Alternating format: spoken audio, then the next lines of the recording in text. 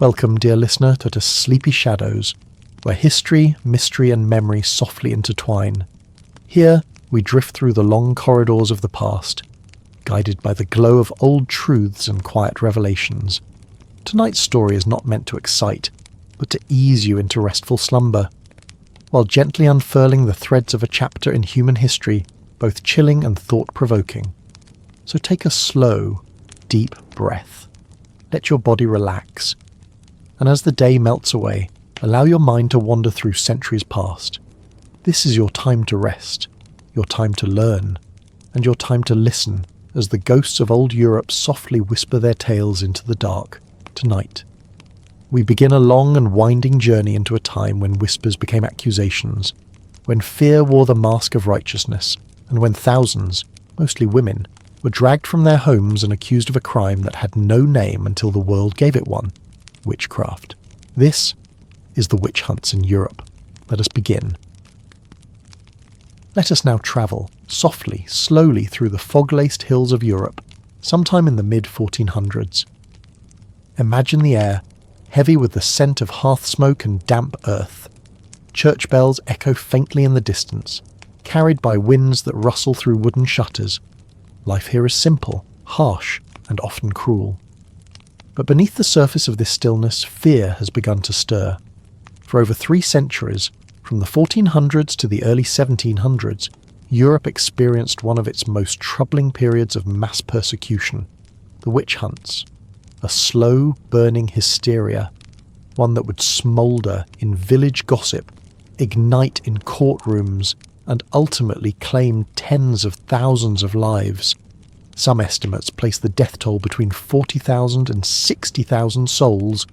Others whisper that it may have been far higher, and it did not strike all at once. This was not a single firestorm of violence, but a long and lingering twilight, a creeping dread that moved from town to town, from region to region, fueled by famine, war, religious upheaval, and human uncertainty.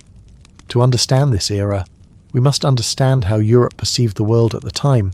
The people of the 15th century did not live in a world of certainties. Disease, crop failure, sudden storms, and unexpected deaths were everyday realities, mysteries for which there were no easy answers.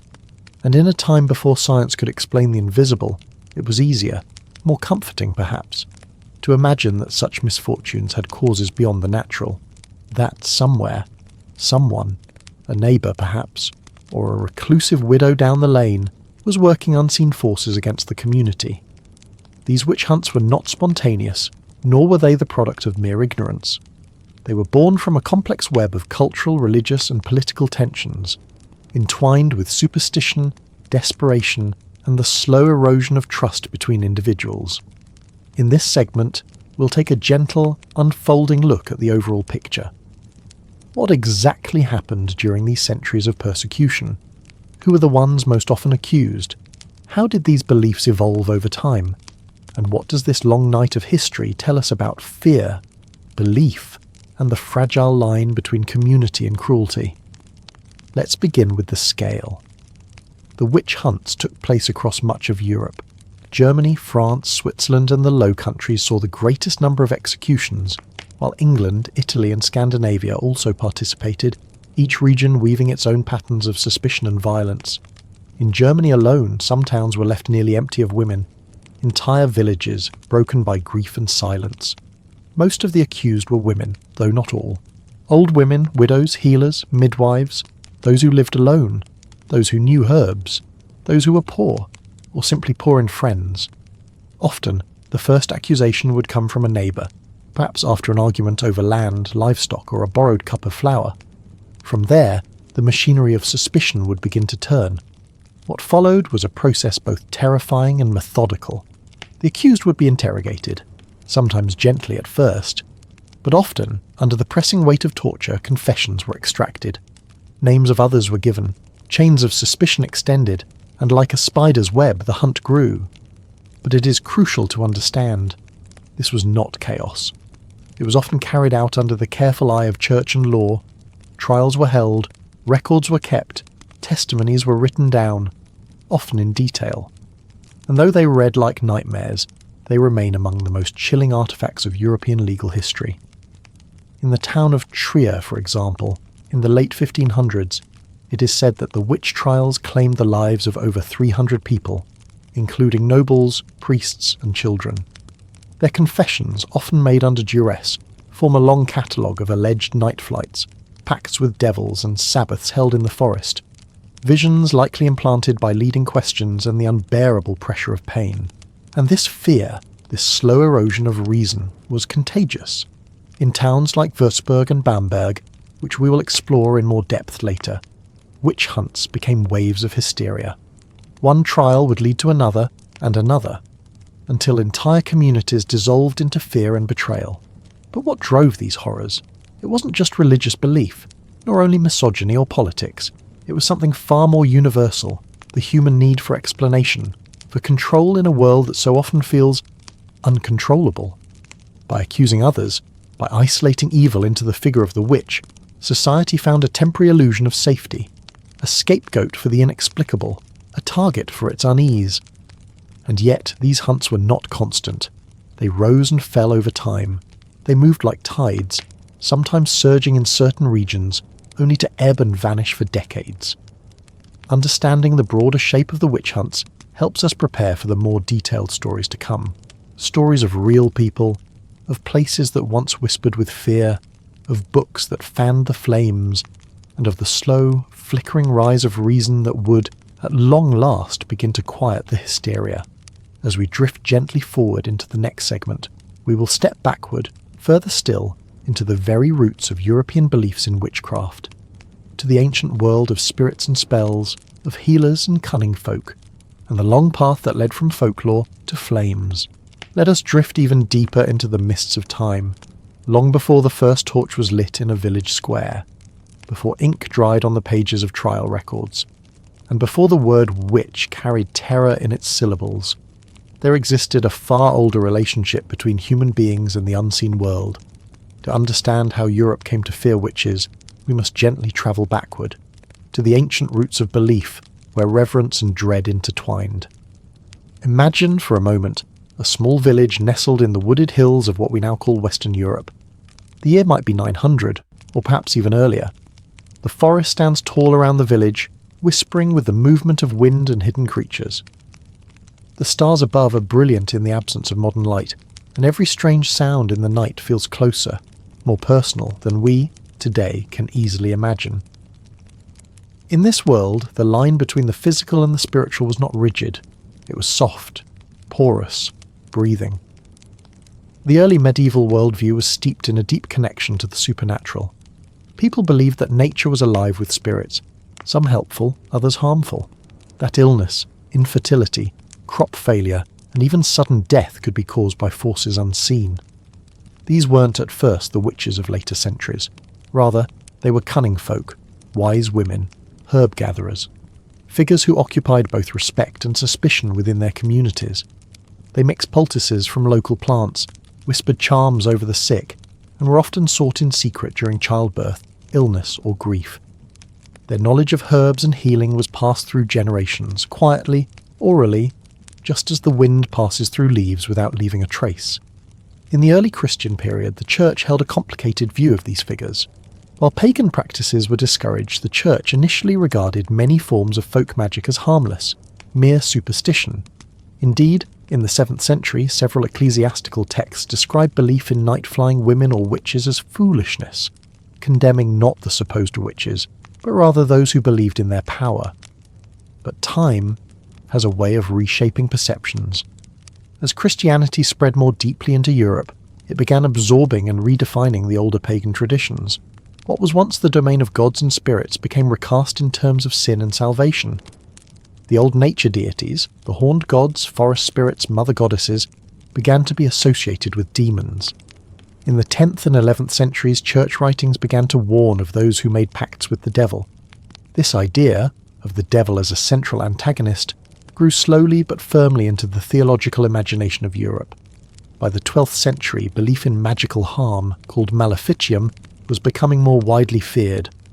This referred not to healing charms or blessings, but to the idea that a person could use supernatural means to cause pain, to twist fate, to curse or kill, and so the idea of the witch began to take shape, not simply as a healer or outsider, but as a dangerous agent of harm, someone who worked in league with the devil.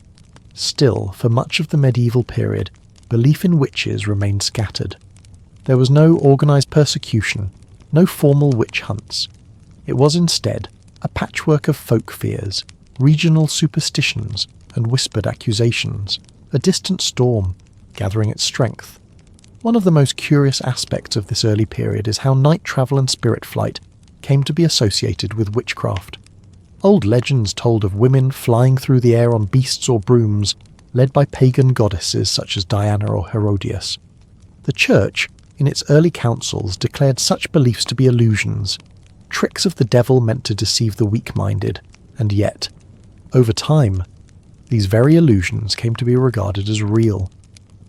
Gradually the belief evolved that witches did not only think they flew, but actually did fly, often at night, to secret gatherings known as Sabbaths, where they worshipped demons, feasted on flesh, and danced in unholy ecstasy. This belief, though still forming, would soon become the backbone of countless accusations in the centuries to come. Meanwhile, in villages across Europe, people continued to live side by side with healers, charmers, and herbalists. They sought their help, feared their anger, and watched carefully for any sign that misfortune had unnatural roots. This duality, respect and suspicion, was fragile, and when hardship came, when crops failed, or children died, or strange illness swept through a town, the old beliefs would surface like bones beneath shallow earth. "She gave me the evil eye," someone might whisper, or "since she touched the bread, my cow stopped giving milk." These were not idle superstitions. In a time when so much lay beyond human control, these explanations gave meaning to suffering. By the 13th century, a more systematic theology began to form. Scholars debated the nature of demons, magic, and the soul. The Church slowly shifted from dismissing belief in witches as fantasy to believing in them as agents of evil who must be stopped. The groundwork was now laid. The ancient fears, the folklore, the religious redefinitions, all converged toward something darker, toward a time when books would be written to identify witches, when laws would be passed to prosecute them, and when fire would become the grim punctuation at the end of a trial. As we gently drift forward into the next segment, we will enter the heart of the Church's involvement. We will explore how the guardians of faith became architects of fear, and how religious zeal would soon lend its voice to the growing cry for purification. Close your eyes, if you haven't already. Let your breath settle, and imagine a grand cathedral rising like stone lace against a grey European sky. The air is cool inside, thick with the scent of incense and damp stone. Candles flicker against the vaulted arches, casting golden halos across the faces of saints etched in stained glass. This is the heart of power and belief in medieval Europe. The Church was more than a religious institution. It was the backbone of society, the keeper of law, morality, knowledge, and salvation. And as Europe crossed into the later Middle Ages, that power became a double-edged sword, capable of bringing hope and inciting fear. To understand the witch hunts, we must gently unravel how the Church transformed from skeptic to hunter. Because in the early days, as we've seen, the Church was hesitant to acknowledge the power of witches. In fact, as far back as the 900s, ecclesiastical texts, like the Canon Episcopi, warned that those who believed in witches were themselves deceived by the devil. Witches, the Church insisted, did not actually fly through the night. Their supposed gatherings with demons were delusions, not realities. For centuries, witchcraft was treated as superstition, not heresy. But time and theology have a way of evolving. By the 12th century, the Church was facing growing challenges. Heresies were emerging across Europe, alternate Christian sects that questioned Church doctrine, groups like the Cathars in France, the Waldensians in the Alps. To combat them, the Church established the Inquisition, a system of courts designed to investigate and suppress heresy. And it is here, amid parchment, quill, and whispered confessions, that we begin to see the slow transformation of witchcraft into a spiritual crime. Theologians began to ask, if a person could turn away from God through heresy, could they also turn toward the devil through witchcraft? The answer, increasingly, was yes. Over the 13th and 14th centuries, a theology took root. That witches were not simply misguided peasants, but heretics who consciously chose to serve Satan, that they made pacts with the devil, renounced their faith, and gained unnatural powers in return. It was not just what they did that mattered, but why they did it. The church began to fear the intent behind magic. Healing spells might be tolerated if said with prayer, but if done in secrecy, with strange words or symbols, they became suspect. The line between superstition and sacrilege blurred. By the early 1300s, papal documents began to reflect this shift. In 1326, Pope John XXII issued the bull Super Ilia Specula, declaring that magical acts involving demons were to be treated as heresy. This opened the door to using the Inquisition not only against heretics, but against suspected witches as well. Still, it would be some time before this policy turned into widespread action. For the moment, church inquisitors remained more focused on doctrinal dissent. Heresy was still their primary concern. But the stage was set. The groundwork had been laid. The old folk beliefs were now reimagined through a Christian lens. What was once rural folklore had become spiritual treason. Then came one of the most influential and terrifying turning points in this evolution, the creation of the witch hunting manual. But before we move into that grim chapter, let us pause. Let your breath soften and reflect on what has begun to unfold. The church's changing doctrine did not happen overnight. It was gradual, like the setting sun slipping slowly behind darkening hills. It was not the doctrine alone that ignited the hunts, but the way theology, fear, and law began to intertwine, transforming ancient superstition into sanctioned persecution.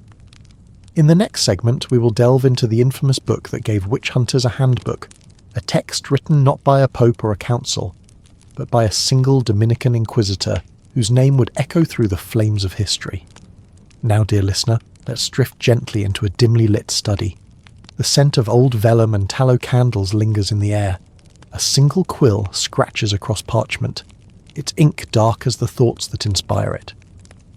The year is 1486, and a Dominican inquisitor by the name of Heinrich Kramer, also known as Institoris, is writing a book that would echo with dread across Europe, a book that would become the most infamous witch-hunting manual in history. Its name, Malleus, Maleficarum, the Hammer of Witches, a title not chosen by accident. It was meant as a weapon, intellectual and theological, a blunt instrument for crushing heresy, fear and doubt. But most of all, to solidify the belief that witchcraft was not just superstition.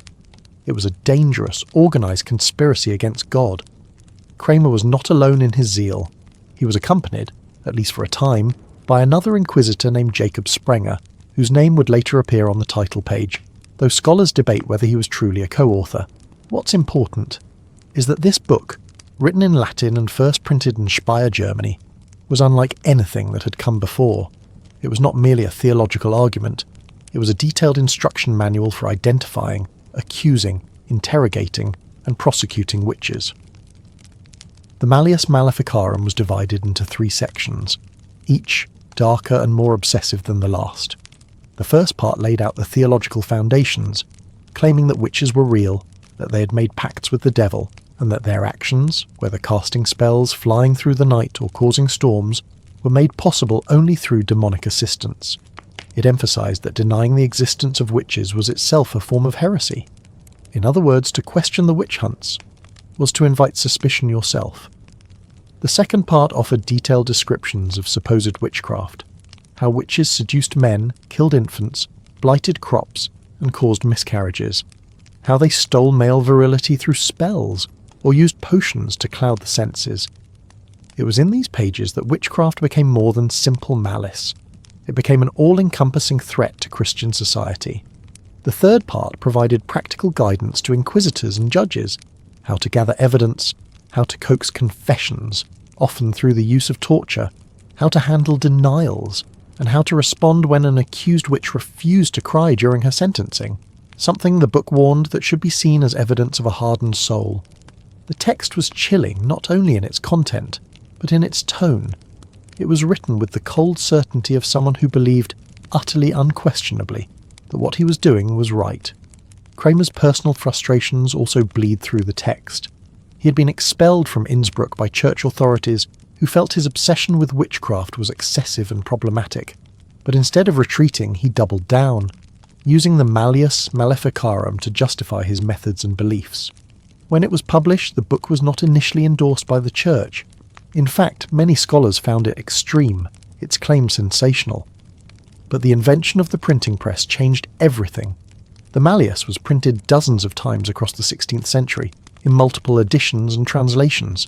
Its popularity surged, especially in German-speaking regions. It became a reference point, a spiritual and legal compass for those eager to root out evil. Its influence cannot be overstated. Though it was not the only witch-hunting manual, others would follow, such as Jean Baudin's On the Demon Mania of Witches, or Martin del Rio's Disquisitiones, the Malleus remained the most notorious. It reinforced stereotypes, stoked fears, and offered a seductive sense of order amidst chaos, and perhaps most disturbingly, it firmly rooted the idea that women were more prone to witchcraft than men. Kramer argued, often venomously, that women were more carnal, more emotional, and more susceptible to the devil's lies. He pointed to Eve, to Lilith, to the notion that woman was formed from a bent rib, unable to be straight. This misogyny, sanctified in ink, would echo through countless trials and executions to come.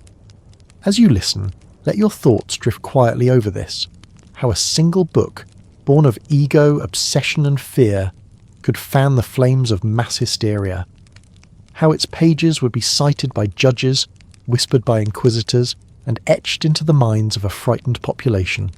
And how the power of belief, when printed, bound and shared, can shape the destiny of entire societies. The Malleus Maleficarum did not cause the witch hunts on its own, but it gave them structure, language, and moral justification. In our next segment, we will gently move into the legal and judicial world that made such persecutions possible. How courts, both secular and religious, crafted the machinery of accusation. How torture was legalized, how confessions were extracted, and how justice, in the glow of candlelight, turned ever more toward cruelty. Now, let us step quietly into the shadowed halls of justice. Not the kind we imagine today, with impartiality and balance, but the kind shaped by fear, religion, and the flickering edge of a candle's flame. In the Europe of the 15th to 17th centuries, the court was not merely a place of law. It was a stage where theology, folklore, and suspicion played their grim parts, where whispers turned into testimonies, and justice often bore little resemblance to truth. Let your imagination settle inside one of these courtrooms. A stone chamber chilled by winter's breath, the heavy scent of woolen cloaks and damp floors. A judge dressed in black sits upon a high-backed chair carved with religious symbols. A clerk dips his quill into ink. A table stands in the centre, bare except for manacles, and instruments of interrogation. This is the world in which witch trials were made possible, not by chaos, but by structure. Let's explore, gently and in detail, how these judicial systems worked, how legal codes, both secular and ecclesiastical, were reshaped to accommodate the growing fear of witchcraft. In most parts of Europe, there existed two kinds of legal authority: the church and the state. Church courts, often led by inquisitors or bishops, focused on spiritual crimes, heresy, blasphemy, apostasy. Secular courts, under local lords, magistrates or royal judges, dealt with theft, murder and civil disputes. Witchcraft, as we've seen, began its life as superstition, then evolved into heresy. This meant that both courts claimed jurisdiction. In Catholic regions, the Inquisition could investigate witches, particularly those suspected of forming pacts with the devil or attending demonic sabbaths. But often it was the secular courts, local town councils, feudal authorities, or regional magistrates that conducted the actual trials and executions. Each region had its own blend of practices. In Germany and Switzerland, for example, secular courts were particularly active. In Spain and Italy, the Inquisition played a more dominant role. And yet, no matter the court, a few principles remained eerily consistent. One of the darkest elements of the witch trials was the widespread use of torture to obtain confessions. In most legal systems of the time, a confession was considered the highest form of evidence, but for crimes as invisible as witchcraft, where there were no eyewitnesses, no physical proofs, no crime scenes, confessions became essential. Thus, many accused witches were placed in painful positions, their bodies contorted on racks, their limbs crushed with boards and weights, or suspended from ceilings by their arms until their shoulders dislocated. All of this to make them speak, to confess, to name others, to describe how they flew through the night, how they met the devil, and what malefic deeds they had supposedly done.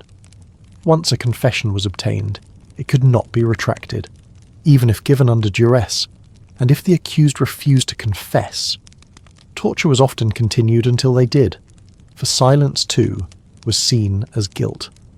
In many places, rules were established to limit torture, such as requiring a doctor's presence or banning the shedding of blood.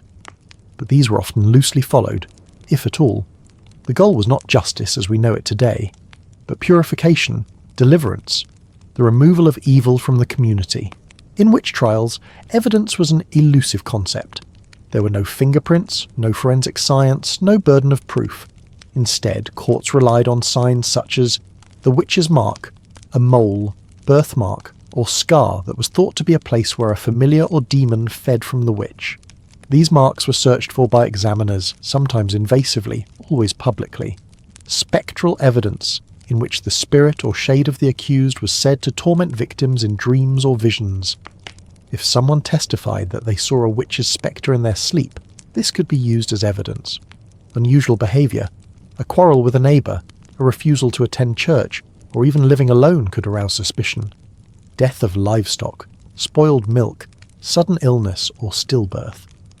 Any misfortune could be attributed to witchcraft if it followed an argument or an ill-fated glance. In many regions, accusations began with gossip. Then, once one person was tried, they were often compelled to name others. This domino effect turned trials into epidemics. A single accusation could, in a matter of weeks, lead to the death of dozens. To guide these trials, judges often consulted witch-hunting manuals, not just the Malleus, Maleficarum, but local legal codes like the Carolina Code in the Holy Roman Empire, or the constitutions of Clarendon in England. These texts provided a veneer of legality to the process. They instructed on how to phrase questions, how to handle confessions, and when to execute. Judges were often well-respected members of society, educated men who believed they were preserving order. Rarely did they see themselves as persecutors. Rather, they viewed their work as divine duty. They saw themselves as healers of the social body, removing infection through flame. But not all trials ended in death. Some accused witches were acquitted, particularly in areas with more sceptical judges or weaker religious influence. Others were banished, or made to perform public penance. Some were imprisoned for years, only to die of neglect. But for many, the path led to execution, often by fire, hanging, or beheading, depending on local law. And the accused were not always strangers. They were neighbours, friends, mothers, daughters, children. In our next segment, we will journey into the early trials that served as grim precedents, the sparks that ignited the great infernos of witch panic. Through these case studies, we will see how a single accusation could engulf entire communities. Let us now drift further back into the flickering shadows of the past. Before the roaring bonfires of Bamberg and Würzburg, before Salem's hysteria and the icy halls of Inquisition chambers, there were smaller fires, quiet at first. Localized storms that passed through villages and towns, seeding fear that would blossom later into centuries of persecution. These were the early witch trials, moments when suspicion was turned into law, and when the first embers of organized witch hunting began to glow. Let us begin, softly, in the foothills of the Alps, where the Valais witch trials unfolded like a slow-blooming curse. In what is now southwestern Switzerland, a series of prosecutions erupted in the canton of Valais around 1428. The region, already battered by plague, famine, and political instability, was primed for the kind of fear that seeks an enemy. Rumours had long circulated of secret gatherings, nocturnal sabbaths in which witches danced with demons, drank strange potions, and plotted the deaths of cattle and children. But what made Valais different was the scale. Over the course of nearly 2 decades, hundreds of people were accused. Estimates vary, but historians believe as many as 300 individuals were executed. These trials had certain features that would become tragically familiar. Accusations spreading by confession, Once arrested, the accused were tortured into naming others, often under unbearable pain. This turned suspicion into contagion. Local authorities as primary enforcers. Though church influence was strong, it was often secular magistrates who oversaw the trials, a blend of folklore and theology. The accused were charged not only with harming crops or animals, but with pledging allegiance to Satan and denying Christ. Here, we see how local fears, shaped by hunger, disease and distrust, were given voice through legal process. From Valais, the practice spread. Let us now drift to northern Italy, to a place of snow and pine forests, Friuli, where another early trial took root. In this region, near the foothills of the Dolomites, accusations of night-flying witches, known as benandanti and striae, began to surface. What's fascinating here is the blend of pagan belief and Christian anxiety. Some villagers claimed to leave their bodies at night, travelling in dreams or spirits to fight against witches in defence of crops and livestock. These good walkers, or benandanti, believed they were protectors of fertility and harvests. But church authorities, unable to reconcile these dream journeys with doctrine, saw these visions not as divine, but demonic. Soon, many of these individuals were brought before inquisitors, and once again the pattern unfolded. Interrogation, torture, forced confessions, accusations of others. The trials were smaller than Valais, but they signalled something important, that even the folk traditions of healing and protection could be rebranded as evil. In the city of Bern, Switzerland, an influential witch trial occurred in 1395, one of the earliest documented in Central Europe. A group of supposed witches were accused of causing illness through magical powders. The city's legal council, influenced by religious rhetoric, ordered the arrest and torture of several suspects. The confessions, obtained under duress, described secret meetings, flying ointments, and communion with devils. These elements, though perhaps drawn from local legend, became fixed in the popular imagination. The idea that witches met in secret, flew through the night, and harmed others through unnatural means. This would soon become canon in later trials. But now, let us travel west to France, where a different kind of case was unfolding, one that involved not village healers or solitary widows, but an entire religious community. In the Dauphiné region of France, a Christian sect known as the Waldensians, who rejected the authority of the church and lived by a more austere, scripture-focused faith, were accused of heresy. But the charges quickly expanded.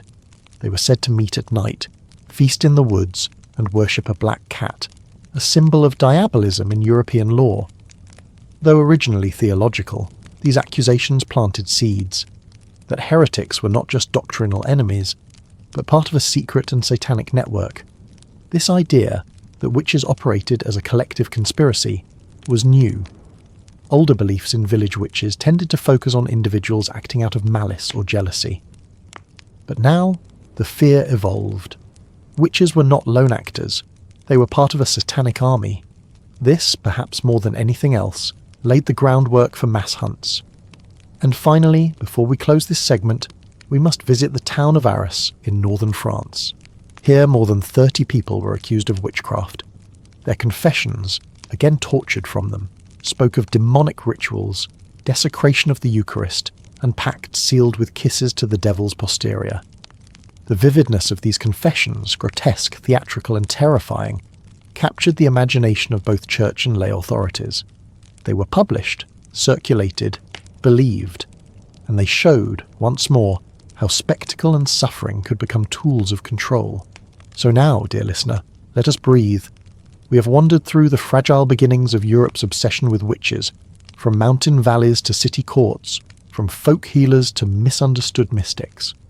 What began as isolated incidents grew into a firestorm that would sweep across continents. In the next segment, we will arrive at one of the most devastating of all episodes, the Würzburg Witch Trials, where hundreds perished in the grip of collective hysteria, a trial so vast, so intense, that even children were not spared. Now, let your breath slow. Let your thoughts become still, like the morning mist hanging over the main river in central Germany. We are drifting into a time and place where the air was thick with dread, where suspicion crept between neighbours like smoke, and even the silence of children was treated with suspicion.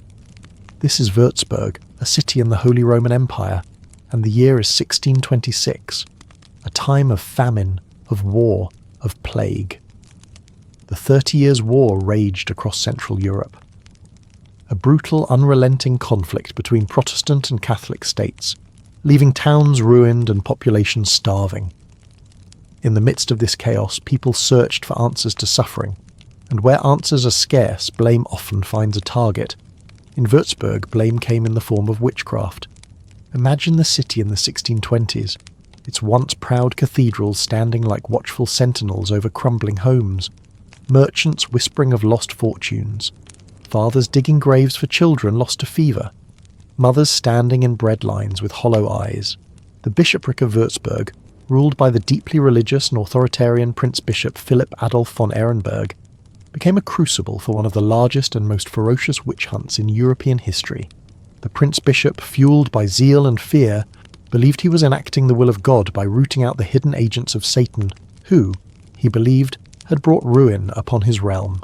Between 1626 and 1631, at least 900 people were executed for witchcraft in Würzburg and its surrounding territories. Some estimates place the number closer to 1,200, an astonishing figure for a city with a population of only 10,000 to 15,000. The victims came from all walks of life: peasants and farmhands, midwives and healers, merchants and city councilmen, priests and monks, nobles, and even children, some as young as 7 years old. No one was safe, not even the clergy, not even the mayor's wife. The trials were not isolated. They spread through town after town, consuming entire families. Whole neighbourhoods emptied into prison cells or onto execution carts. It was a wildfire of the soul, fueled by fear, piety, and a machinery of suspicion that fed on itself. The machinery of the Würzburg trials was chillingly methodical. First came the whispers. A neighbour's livestock died, a child fell ill, a crop failed unexpectedly. Then came the arrest. The accused were taken, often without warning, to the cells beneath the castle or town hall, and then the interrogation. Torture devices such as the thumbscrew, the rack and the strappado were commonly used. Confessions were almost always obtained, but that was only the beginning. The accused were then compelled to name accomplices, and those named were then arrested, tortured, and made to name others. The cycle spiralled outward, like cracks in a frozen lake. Execution in Würzburg typically meant burning. Sometimes the condemned were strangled first, as an act of mercy. Other times, they were burned alive, their screams rising into the same heavens that had once been asked to protect them. One observer wrote that the executions became so common, they ceased to draw crowds. Even children were not spared. In one devastating case, a group of over 40 children were arrested and interrogated. Some died under torture, others were burned. One little boy is said to have cried, "If I confess, will they let me go home?" He confessed. He was executed. One of the most high-profile victims of the Würzburg trials was Dr. Georg Hahn, a city councillor and respected legal scholar. He had expressed doubts about the legitimacy of the witch hunts, questioned the fairness of the proceedings, and urged caution. For this, he was arrested. He was tortured, confessed under duress, and executed in 1628. But the tragedy did not end with him. His wife, his daughter, and his son were also accused and killed. The entire Hahn family was wiped from the city's ledgers, silenced, like so many others. By 1631, the witch hunts in Würzburg came to a halt, not because of enlightenment, but because of war. That year, the Protestant Swedish army approached the city, and Prince Bishop von Ehrenberg fled. With his departure, the fever of persecution finally broke. The cells were emptied, the flames ceased, but the scars remained. What happened in Würzburg was not an anomaly. It was a mirror of Europe's darkest instincts, the hunger for control in times of chaos, the cruelty that can emerge when fear is given structure, and the staggering ease with which communities can turn upon themselves. Let your breath slow here. Think of the families lost, of the names that never made it into books, of the children whose dreams were taken by fire and confession. In the next segment, we'll turn our attention to Bamberg, another German city, another bishopric, another firestorm of accusations. We'll see how one man's ruthless piety led to the deaths of hundreds, and how fear, when mixed with authority, becomes nearly unstoppable. Let us now continue our quiet journey. The candlelight flickers low, and the roads of memory lead us just northeast of Würzburg to another once peaceful city, Bamberg. Nestled along the banks of the Regnitz River, Bamberg was a city of winding cobbled lanes, Gothic spires and devout Catholic tradition. But in the early 17th century its beauty was cloaked in terror. Between 1626 and 1631, while the fires of Würzburg still raged, Bamberg was consumed by its own devastating witch hunt, one that mirrored Würzburg in scale, but exceeded it in political calculation. It is here that we meet a name synonymous with fanaticism and control, Prince Bishop Johann Georg Fuchs von Dornheim. Fuchs von Dornheim ruled Bamberg not merely as a spiritual leader, but as an absolute authority, a prince of both soul and soil. He envisioned Bamberg as a godly city, one purified of sin, heresy, and witchcraft. His reign came at a time of turmoil, as the 30 Years' War continued to dismember Europe. Crops failed, disease spread, and political unrest simmered beneath the surface. And just like in Würzburg, the bishop believed the root of this suffering was not politics or weather, but witches. Evil agents sent by Satan to corrode the city from within. What followed was a witch hunt of terrifying scale, engineered with ruthless precision. To systematize the process, von Dornheim established a special prison in Bamberg, the infamous Drudenhaus, or Witch House. A squat, oppressive building encircled by high walls, the Drudenhaus was designed specifically for the detention and interrogation of accused witches. On its walls were painted religious verses and images of damnation, grim reminders to the accused of their supposed crimes. Inside, the chambers echoed with the cries of prisoners suspended by their wrists, stretched on the rack, or strapped into devices meant to crush limbs and extract names. The witch house was not just a prison. It was a factory of confessions. Once someone was accused, they were tortured until they confessed. And once they confessed, they were tortured again to reveal the names of accomplices. This created a chain reaction, an unbreakable loop of accusation and suffering that grew wider with each passing week. The Bamberg trials were indiscriminate. Those arrested included wealthy merchants, respected council members, clergy foreigners passing through, and of course, countless peasants, widows, and midwives' children too were caught in the net. Some estimates place the number of victims at between 600 and 1,000, though exact numbers are difficult to confirm. Records where they survive paint a picture of chaos. Trial logs filled with hundreds of names, property lists of confiscated wealth, and chilling notes describing how quickly confessions were obtained through pain. One cannot understand the Bamberg trials without acknowledging the role of greed. Under von Dornheim's rule, the property of the condemned was often seized by the state. This meant that a wealthy merchant accused of witchcraft could have his home, his land, and his business confiscated and redistributed, often to those involved in the prosecution. It became profitable to accuse. Some judges, scribes, and enforcers made careers out of managing the trials and executions. What began as pious zeal soon merged with opportunism. In this climate, even the most respected citizens could fall under suspicion, especially if they had money, influence, or enemies. One such example was Johannes Junius, the mayor of Bamberg. Junius was a wealthy and well-liked man, respected by many in the city. But in 1628 he was accused of witchcraft, likely for political reasons, or perhaps because his name had been offered under torture by others. He was arrested, tortured, and condemned. But before his execution, he managed to smuggle out a secret letter to his daughter Veronica. It is one of the most heartbreaking documents of the period. In it he wrote, "Many have I seen tortured. I myself have been tortured 10 times. In God's name, dear child, see to it that my guiltless blood may rise up before God. I have never renounced God, and will never do so, not for all the gold in the world." He died shortly thereafter. His daughter survived, but her father's voice, frozen in ink and fear, has echoed through the centuries. By 1631, the witch trials in Bamberg came to a sudden halt. Why? Because like Würzburg, Bamberg was now in the crosshairs of the Swedish army, which was marching through Germany during the latter stages of the 30 Years' War. As Swedish Protestant forces approached, von Dornheim fled the city. With his departure, the machinery of persecution collapsed. Records were destroyed, buildings were emptied. Some prisoners were quietly released, others faded into silence.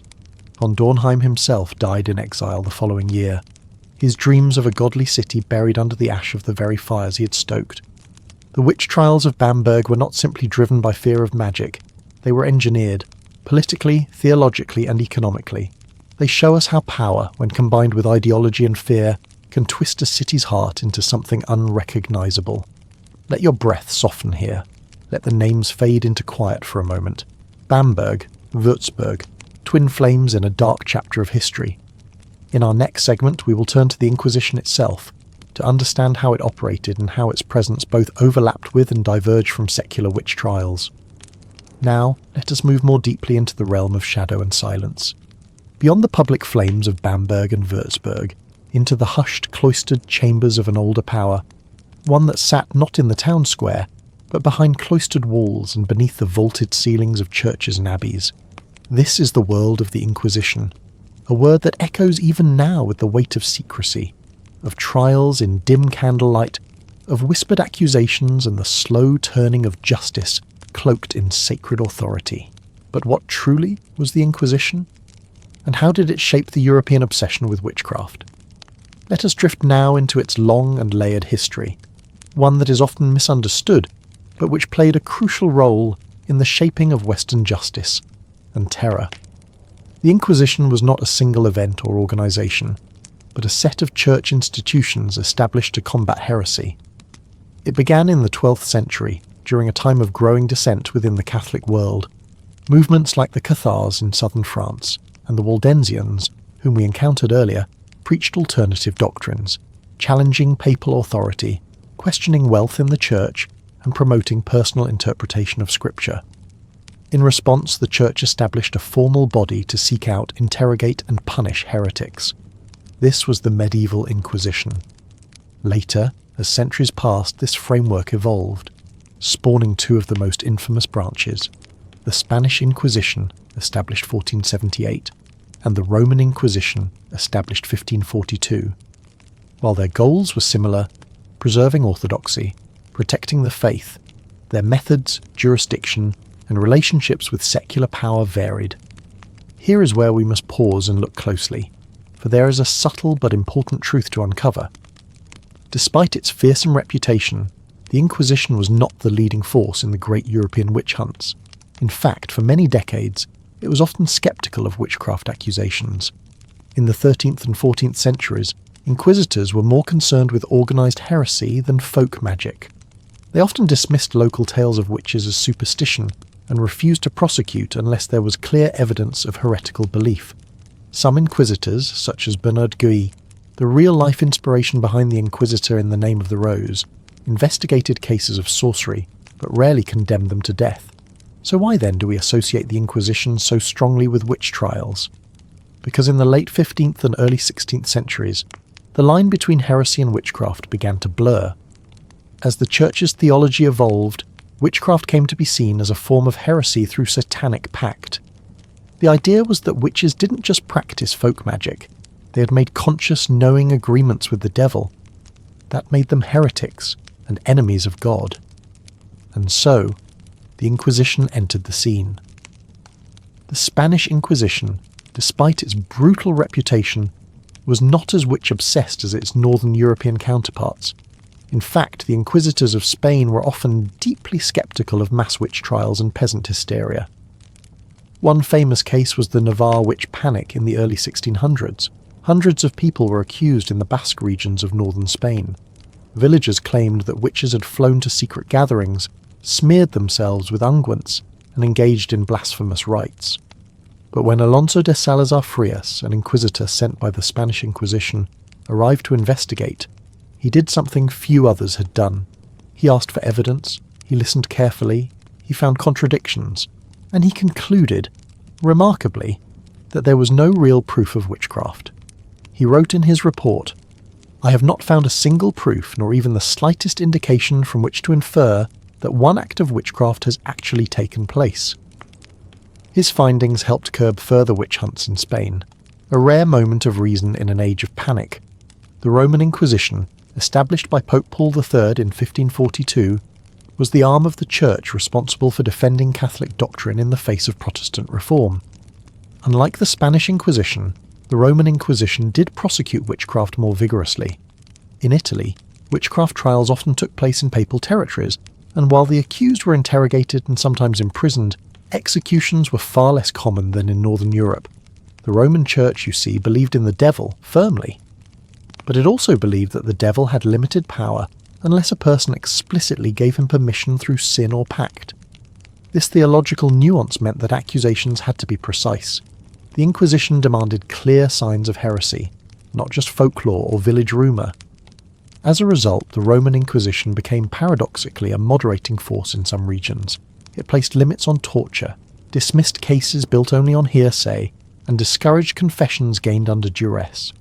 Yet it was still an arm of control, and in its darker chapters, such as the witch trials in Milan or Modena, we still find fear, coercion, and tragic consequences. Whereas secular courts in Germany, France, and Scotland often embraced mass hysteria, burned large numbers of witches, and confiscated property with abandon. The Inquisition, for all its flaws, was typically more centralised, more cautious, and more focused on theology than spectacle. Still, both systems contributed to the age of persecution, two currents feeding the same river of fear, and perhaps this is the most sobering truth of all, that cruelty can come in many forms, chaotic and frenzied, like the secular witch hunts, or calm, methodical, cloaked in incense and scripture, like the Inquisition. Now, let your breath soften. Imagine a quiet cloister, the cool stone beneath your feet, the echo of distant bells. Somewhere, behind those closed doors, a tribunal is convening. A name has been whispered, a file has been opened, and another life may soon unravel. In the next segment, we will see how all of these forces, the Inquisition, the Protestant Reformation, and the Catholic response, converged in an era of religious warfare, and how, once again, witches became scapegoats in the clash between empires. Let us now drift into the turbulent seas of religious transformation, a time when the foundation of the Western Christian world trembled, not from earthquakes beneath the earth, but from a shaking of faith and the splitting of souls between old and new.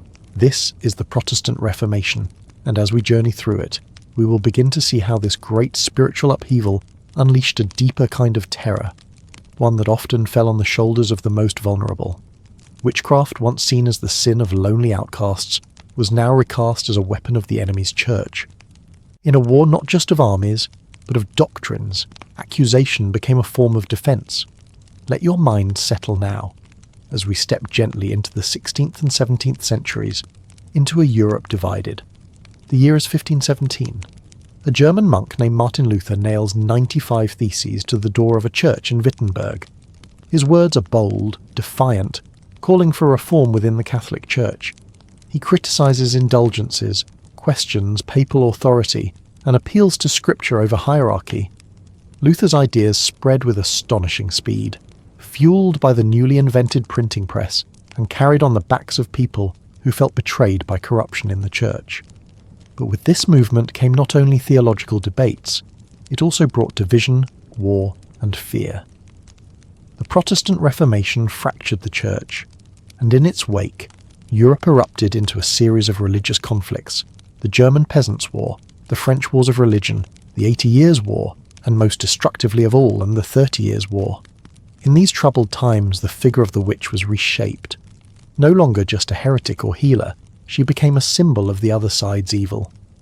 For many Protestant reformers, witchcraft was a clear sign of Catholic idolatry and corruption. They saw witchcraft as part of a broader tapestry of devilish deception. The Mass was viewed by some as sorcery. Monks and nuns were accused of being secret pagans, and any lingering folk traditions were quickly branded as demonic. John Calvin, the great reformer in Geneva, emphasised the total sovereignty of God and the pervasiveness of human sin. In his worldview, witches were the ultimate rebels, those who had consciously allied with Satan against divine order. Under Calvinist influence, Geneva carried out numerous executions for witchcraft, especially in the mid-16th century. Meanwhile, in Scotland, the Presbyterian reformer John Knox preached against female spiritual authority, declaring that women who claimed prophetic or healing powers were tools of Satan. Witch trials in Scotland were ferocious and widespread, with many carried out under strict Presbyterian leadership. On the other side, the Catholic Church, defensive and reactive in the face of Protestant gains, saw witchcraft as a symptom of Protestant rebellion. In their eyes, the abandonment of true doctrine had opened the door to heresy and to sorcery. In places like France, Austria, and southern Germany, Catholic rulers saw witch hunts as a form of moral purification, a way to cleanse their lands of spiritual decay and demonstrate their loyalty to the faith. Thus, both sides, Catholic and Protestant, used witch trials not only as expressions of religious belief, but as tools of control and identity. To prosecute a witch was to defend the truth. To burn her was to build a wall against the enemy's lies. The Trier witch trials in the late 1500s, in the Catholic region of Western Germany, offer a terrifying example of how religious authorities used witchcraft accusations to assert control. Trier's trials were led by Archbishop Johann von Schönenberg, who sought to cleanse his territory of not only witches, but also Protestants, Jews, and other nonconformists. Under his rule, over 360 people were executed for witchcraft. Entire villages were left with no adult women. One chronicle recorded, "The executioner was so busy, he could not keep up with the demand for wood." These mass persecutions were made possible by a toxic mixture of zealotry, fear, and political consolidation, all in the name of religion. By the early 1600s, the powder keg of religious conflict exploded into the 30 Years' War, 1618 to 1648, a cataclysmic struggle involving much of Europe, fueled by tensions between Catholics and Protestants. The war left cities in ruins, famine in the countryside, and millions dead. In this environment of despair, accusations of witchcraft skyrocketed. People looked for scapegoats, and once again, those blamed were often the marginalized. Women, the elderly, the poor, and anyone who stood outside the sanctioned religious order. Both sides, Protestant and Catholic, held their witch trials, and in border regions where authority changed hands frequently, people were sometimes tried multiple times by different courts for the same imagined crimes. It was, in every sense, a spiritual war turned inward, one in which the soul of Europe seemed to consume itself.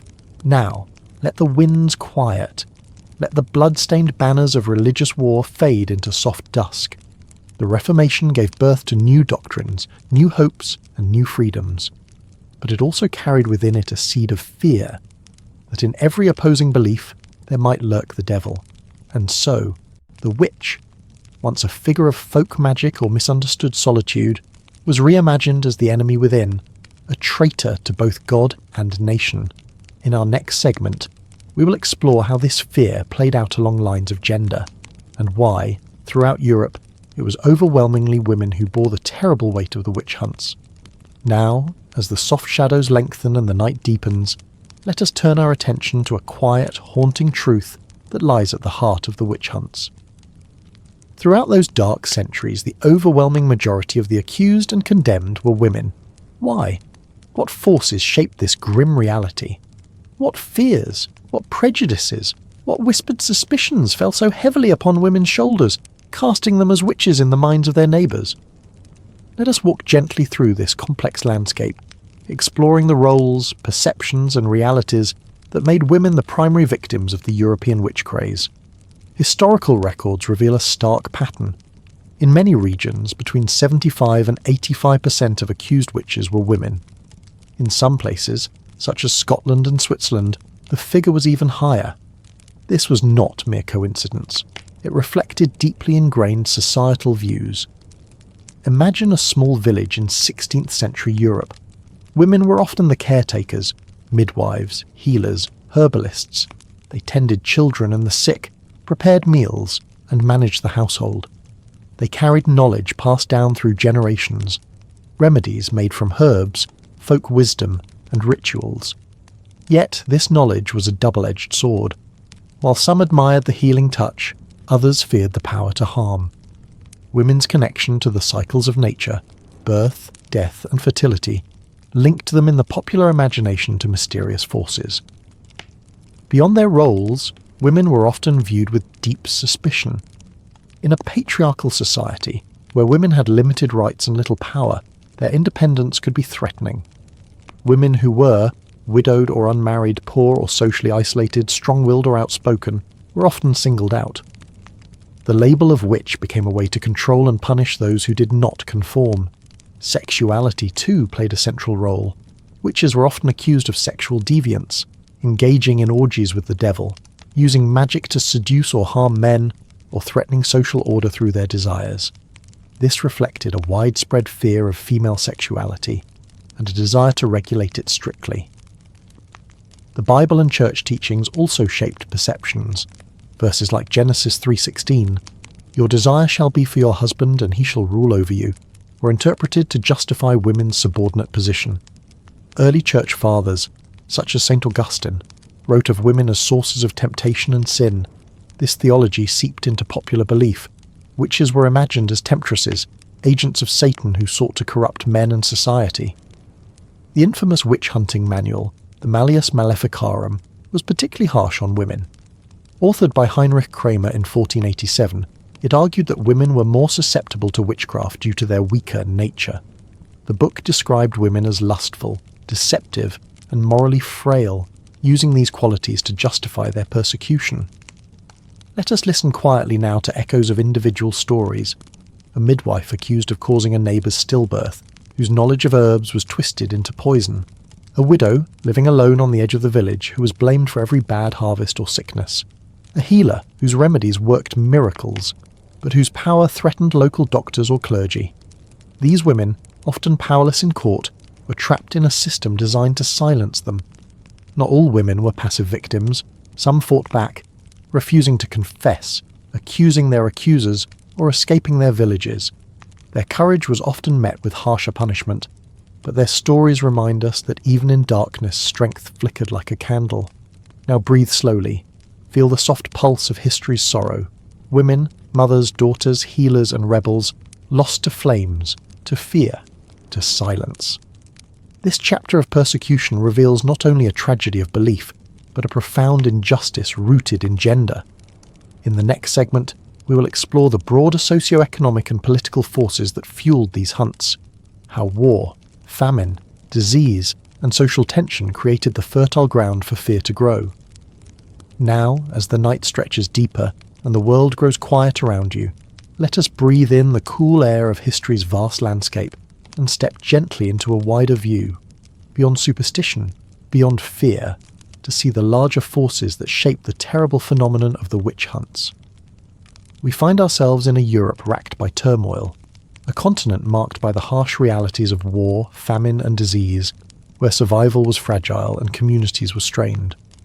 These hardships did not exist in isolation. They intertwined with political power struggles, economic instability, and social tensions. Together, they formed a backdrop upon which suspicion, fear, and accusation could easily thrive. The 15th through 17th centuries were centuries of near-constant conflict. Europe was scarred by the 100 Years' War between England and France, the Italian Wars, the devastating 30 Years' War, numerous smaller regional conflicts. War brought destruction. Fields burned, crops trampled, villages pillaged. Men were conscripted or fled, leaving families vulnerable and alone. The chaos weakened traditional social bonds. In this fragile state, accusations of witchcraft became a means to explain suffering and a way to assert control. Natural calamities compounded the misery. Poor harvests due to bad weather led to famine and starvation. The years 1580 and 1600 stand out as particularly harsh. Famines were devastating. People whispered that witches had cursed the fields, causing crops to fail. The bubonic plague, though receding from its 14th century peak, continued to flare up across Europe, bringing fear and death. In such times, communities desperate for answers looked for scapegoats, those to blame for unseen and terrifying forces. Europe was undergoing economic transformation. The rise of market economies, changing land ownership, and the growth of towns disrupted old feudal relationships. Many peasants faced rising rents and taxes, while merchants and artisans competed for trade and status. This economic uncertainty bred mistrust. Neighbours eyed one another with suspicion. Did the widow really have enough food? Why did the stranger's garden flourish while ours withered? In many cases, witchcraft accusations coincided with property disputes and jealousy. Rulers and local authorities were not immune to these tensions. In some regions, witch hunts were encouraged or even orchestrated by those in power as a means to distract the populace from political failures, assert control during unstable times, confiscate the property of the accused. For example, prince-bishops like those in Würzburg and Bamberg used witch trials to consolidate authority. This added a layer of political intrigue to the hunts, turning them into tools of governance, sometimes more about control than belief. The social fabric was fragile. Communities were small, close-knit, but also rife with grudges, envy and fear. Traditional support systems were strained by poverty and loss. Those who did not fit the norm, the elderly, the poor, the outspoken, became vulnerable targets. In some cases, neighbours accused one another to settle old disputes or to divert suspicion from themselves. Imagine a village in the winter of 1620. The air is sharp with cold, the firewood is low, a child has fallen ill, a woman, a healer by trade, is accused of causing the sickness. Neighbours who once shared bread with her now turn away. The village leaders arrest her, hoping to restore order and perhaps gain favour with distant nobles. She's taken to prison, her belongings seized, her fate sealed by forces far beyond her control. Take a slow breath. Feel the weight of countless such stories. Not all witch hunts were born purely from superstition. Many were deeply rooted in the economic hardship, the political manoeuvrings, and the social fractures of their times. Understanding this helps us see the witch hunts not just as a failure of belief, but as a mirror reflecting the fears and pressures of societies under immense strain. As we prepare to move on, we will next explore some of the notable witch hunts beyond Germany, in places like France and England, where local culture and politics shaped their own unique tragedies. Now, as the moon rises higher in the sky, casting silver shadows across the landscape of time, let us journey beyond the borders of Germany. Let us walk softly through the histories of France and England, two great nations where witch hunts found fertile ground, each with its own unique flavour of terror. The witch hunts in these lands were shaped not only by fear of witchcraft, but by the distinct cultural, political and religious tensions of their eras. They were no less brutal, but they unfolded with different rhythms in different landscapes of power. In France, witch hunts were deeply tied to the political and religious fabric of the kingdom. The French monarchy, while largely Catholic, was often more sceptical of witchcraft than some of its neighbours. However, this did not prevent the French Inquisition and local authorities from conducting their own trials and executions. Much of the witch hunt fervour in France came from local judicial courts and religious orders, often spurred on by the fear of Protestantism or heresy. The Catholic Church viewed witchcraft as a form of rebellion against God and church authority, and so it became an issue that had to be controlled, often through persecution. One of the most famous cases of witchcraft in France was the Loudun possessions in the 1630s. This event stands out not only for its supernatural claims, but for its deeply political undertones. In the small town of Loudun, a group of Ursuline nuns began to exhibit strange behaviours, convulsions, visions and violent fits. They claimed to be possessed by demons and accused a local priest, Urbain Grandier, of sorcery and witchcraft. Grandier was an outspoken and controversial figure, a well-educated priest who had made powerful enemies, including the local cardinal and other clergy members. His enemies saw an opportunity to destroy him. Grandier was arrested, tortured, and eventually executed by burning, though he vehemently denied the charges.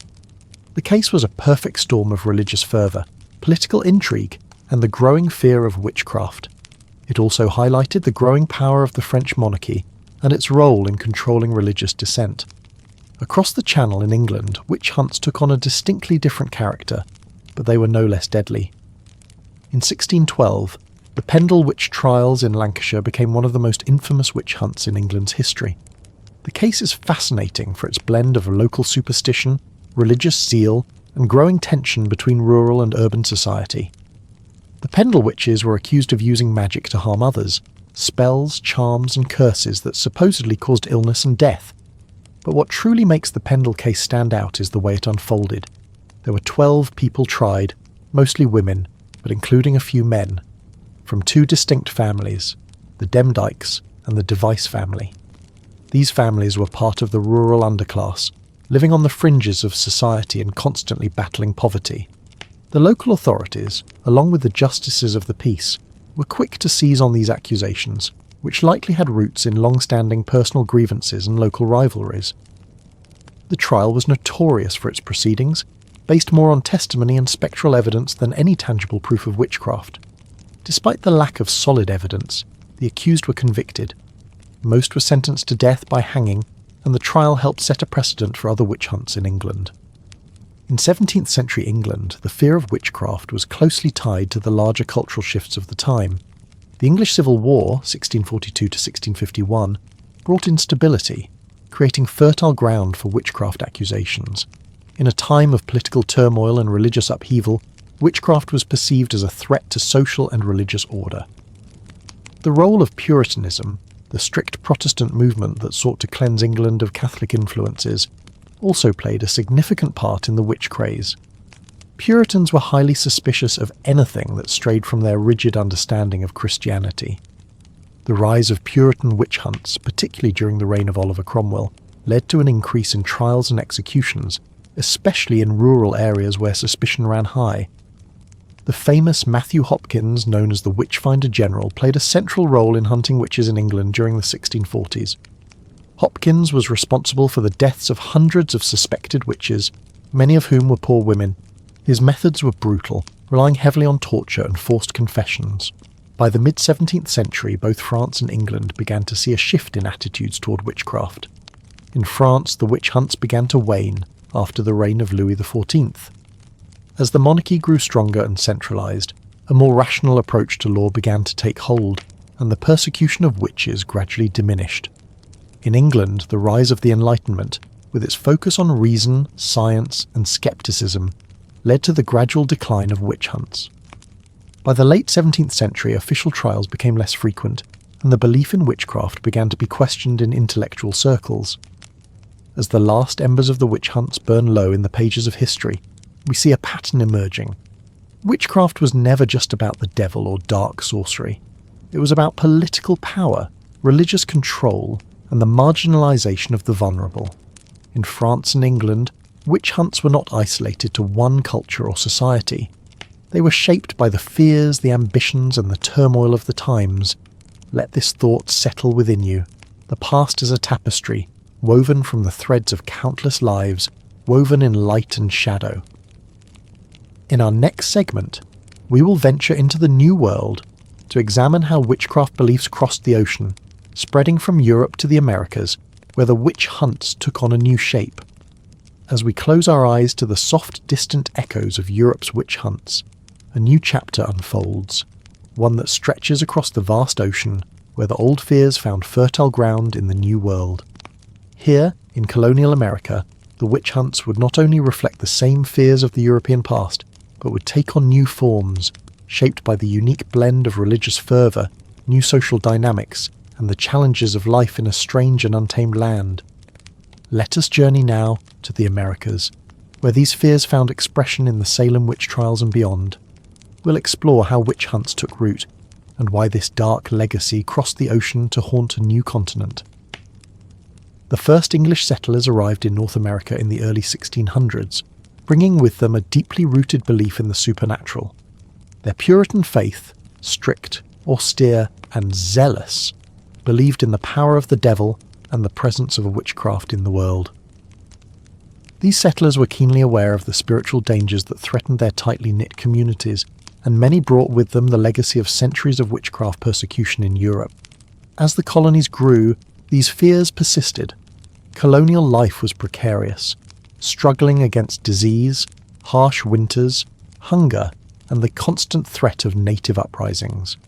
In such an environment, the search for explanations for why bad things happened was natural. When crops failed or children fell ill, when unexplained deaths occurred, the community's first impulse was often to blame. In these new, fragile societies, accusations of witchcraft became a way of explaining suffering, especially when explanations seemed too complex, too dark, or too incomprehensible. The most famous and tragic of all the American witch trials began in 1692 in the small, isolated Puritan settlement of Salem Village in Massachusetts. What began as an isolated case of strange behaviour among several young girls quickly spiralled into one of the most notorious witch hunts in history. It all started when a group of young girls, including Betty Paris and Abigail Williams, began exhibiting strange symptoms: convulsions, fits, and outbursts. At first, their behaviour was attributed to simple illness, but it quickly took on a more sinister tone. The local minister, Reverend Samuel Parris, was quick to call in a doctor who could not explain the girls' affliction. But it was Reverend Parris's own personal fear of witchcraft that set the stage for the trials to come. Soon the girls began to accuse others in the community of being witches. First Tituba, the Parris family's enslaved servant from the Caribbean. Then the accusations spread to others: young women, elderly women, and even men. Accusations of witchcraft grew like a wildfire, igniting suspicion, fear, and hatred. The key figure who would stoke the flames of fear further was Judge Samuel Sewell, one of the court judges overseeing the witch trials. But it was Reverend Parris, along with several members of the clergy, who insisted that the devil was at work in Salem, that witches were lurking in the village, disguised as innocent women, and that God's will was at stake. The Salem witch trials were marked by a dangerous and destructive practice known as spectral evidence. Evidence based not on physical proof, but on visions, dreams, and intuitions. In the courtrooms of Salem, the accusers claimed to see the spirits of the accused witches tormenting them, attacking them, or leading them to evil acts. It was a deeply spiritual and subjective form of evidence that was easily manipulated. One of the most infamous aspects of the trials was the way in which fear drove the accusations. Once a person was accused, their reputation was often ruined, and there was no way to escape the court's judgment. During the trials, the accused were forced to confess, often under duress, or risk being executed. In many cases, the accused were faced with the choice of life or death, and confession often led to a shorter sentence. At the peak of the trials, hundreds of men, women, and children were arrested, and 20 people were executed, most by hanging, though one man, Giles Corey, was pressed to death with heavy stones for refusing to enter a plea. The spectral evidence and the trials themselves led to widespread panic, a frenzy of accusations and a culture of fear that spread beyond Salem. People who had once been close friends or neighbours now turned against one another, with little more than a whispered word to condemn someone to death. The Salem witch trials ended abruptly in 1693, when Governor William Phips, who had initially authorised the trials, began to question the legitimacy of the accusations. He was particularly disturbed by the use of spectral evidence, and he eventually disbanded the court responsible for the trials. In the aftermath, many of the accusers were discredited, and those who had falsely accused others sought to make amends. But the damage was already done. The Salem witch trials left a lasting scar on the community, and the legacy of those trials still haunts the American consciousness. The aftermath of Salem sparked a rethink in how witchcraft was perceived in the colonies. It marked the beginning of a slow but steady decline in witch hunts across the New World. While witchcraft accusations continued to occur in certain areas, especially in New England, the widespread panic and mass executions gradually came to an end. While the Salem witch trials captured most of the public imagination, we must also recognise that in the New World, witchcraft accusations were not limited to settlers and Puritans. Indigenous peoples in the Americas, especially those living in areas under European control, also faced witchcraft accusations from both settlers and rival tribes. In some instances, colonial authorities saw indigenous beliefs in spirits, healing, and the supernatural as a direct threat to European cultural norms, which led to the criminalisation of many aspects of native spirituality. These accusations were often tied to the efforts of European settlers to assert control over indigenous lands and peoples, forcing indigenous tribes into unfamiliar social structures and spiritual systems. In many cases, witchcraft accusations were used as tools of colonial control. They allowed settlers to enforce their beliefs while undermining and suppressing the rich spiritual traditions of the native peoples. Even after the trials ended, the events in Salem resonated for generations. The concept of witchcraft remained deeply ingrained in the culture of colonial America, and witchcraft continued to be feared and demonized. In the 18th century, the Enlightenment's emphasis on reason and rationalism gradually undermined many of the superstitions that had fueled witch hunts. But the legacy of fear and suspicion lingered, and even in the 19th century witchcraft accusations could still erupt, albeit with less intensity. The Salem witch trials were a defining moment in the history of the New World, serving as a powerful reminder of the dangers of mass hysteria, the lack of due process, and the power of fear to disrupt societies. let the night air settle around you as we reflect on the deep and enduring legacy of the witch hunts. From the streets of Salem to the fields of Europe, the witch hunts remind us of how fragile the human mind can be in times of crisis, how fear can twist our perceptions of reality, and how easily innocent lives can be destroyed when people turn on one another. As we turn our attention to the next chapter, we will explore the witch hunts in Eastern Europe and Russia, where these ancient fears found new forms of expression. As the quiet of the night deepens and the winds grow still, we now turn our gaze toward the vast expanses of Eastern Europe and Russia, lands where the ancient fears of witchcraft and sorcery were interwoven with deep cultural traditions, and where accusations of witchcraft took on unique forms shaped by centuries of political turmoil, religious change, and social upheaval. Here, in the shadow of the Orthodox Church and the influence of distant monarchs, witch hunts were not just about religion or superstition. They were often intensified by fear of outsiders and the foreign, by the struggle for control in vast unstable regions where faith, power and survival were constantly in flux. Let us journey together through these eastern landscapes, where fear of witches, often linked to foreign or pagan beliefs, flared brightly, sometimes with explosive violence. Before the Christianization of Eastern Europe, many of the peoples living across the land were pagan, with rich traditions that included nature worship, ancestor reverence, and a deep connection to the spirits of the land. For centuries, these practices coexisted with the spread of Christianity across the region, especially after the baptism of Kiev in the 10th century, when the Kievan Rus adopted Christianity as the state religion. But as Christianity began to spread, it was not just a religion that sought to convert. It was also a force that sought to root out heresy and pagan practices.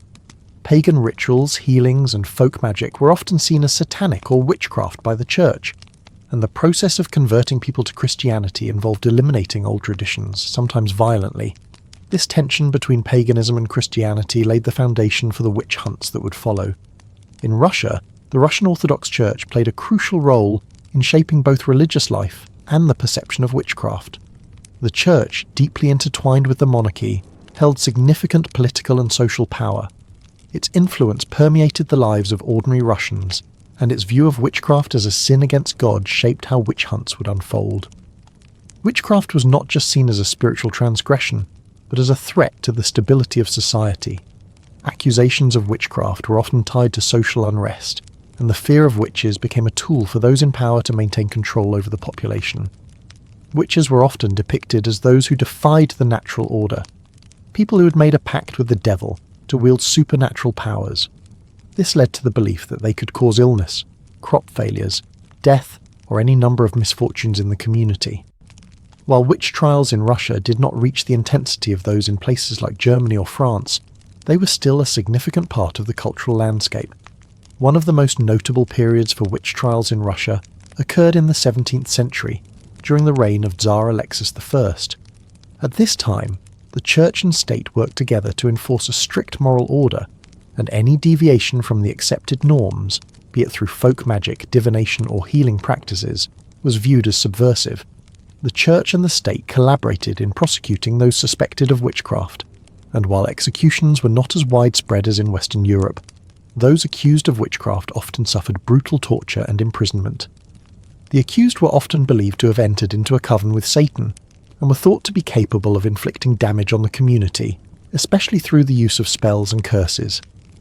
In 1670, the Moscow witch trials came to a grim climax, with the execution of a group of women accused of witchcraft and causing the deaths of several prominent figures.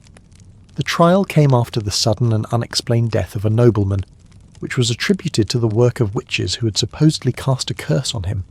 After accusations spread, a series of investigations were launched, and a number of women, often midwives or healers, were implicated. While the evidence presented in these trials was based heavily on torture and confessions extracted under duress, the Moscow witch trial sent shockwaves through Russian society. This event marked a significant chapter in the Russian Inquisition, the period during which witchcraft accusations were at their peak. Despite the gruesome nature of the trials, Tsar Alexis I was not deeply involved in encouraging witch hunts, but the trials represented the general mood of suspicion and religious zeal that swept across the country during this time. In the more rural, isolated regions of Eastern Europe, witchcraft accusations were often tied to local customs, including those practices which had been passed down from pagan times. In places like Poland, Hungary and Romania, the Church often struggled to assert control over remote villages that still clung to their ancient traditions. As with many other parts of Europe, strange happenings, a poor harvest, the sudden illness of cattle or the death of a child, could quickly lead to accusations of witchcraft.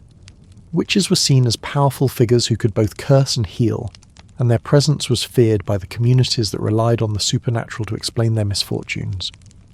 Witchcraft accusations in these regions often led to mob justice rather than formal trials, with village elders or local authorities taking matters into their own hands.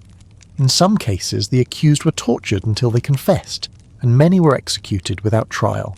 As in Western Europe, women were disproportionately accused of witchcraft in Eastern Europe. Women, particularly those who were elderly, widows, or socially marginalised, were often targeted in witch hunts. They were thought to be more susceptible to the devil's influence, and their role as healers or midwives often put them at odds with the more patriarchal social structure. In rural areas, women who lived alone, or who were known for their herbal remedies and folk magic, were especially vulnerable to accusations.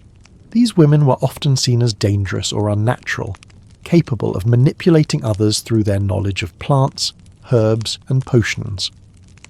By the 18th century, as Enlightenment thinking began to spread across Europe, the witch hunts in Eastern Europe began to decline. The Age of Reason brought new ideas about the natural world, challenging traditional views of magic and witchcraft. In places like Russia, the influence of the Catholic Church began to wane, and secular courts took over the prosecution of alleged witches, leading to a shift toward more rational explanations for misfortune and illness. However, even as witchcraft accusations became less common, the memory of the hunts lingered. Now, as the winds of history calm around us, we pause to reflect on the dark and enduring legacy of the witch hunts in Eastern Europe and Russia. Though the trials may have slowed, the shadows of suspicion, fear, and superstition continued to haunt the region for centuries to come. From pagan practices to Christian persecution, from witchcraft trials to social control, the fear of witches in this vast troubled land was not simply about the supernatural. It was about power, about faith, and about control over the most vulnerable members of society. In our next segment, we will take a broader view, exploring witchcraft and persecution in Africa, Asia, and the Americas, where different cultures experienced their own unique encounters with fear, suspicion, and the hunt for witches. As we stand beneath the stars, the vastness of the world unfolds before us. From the ice-capped mountains of Eastern Europe to the sandy shores of Africa, from the dense jungles of Southeast Asia to the remote villages of the Americas, witchcraft and sorcery have played a crucial role in societies across the globe.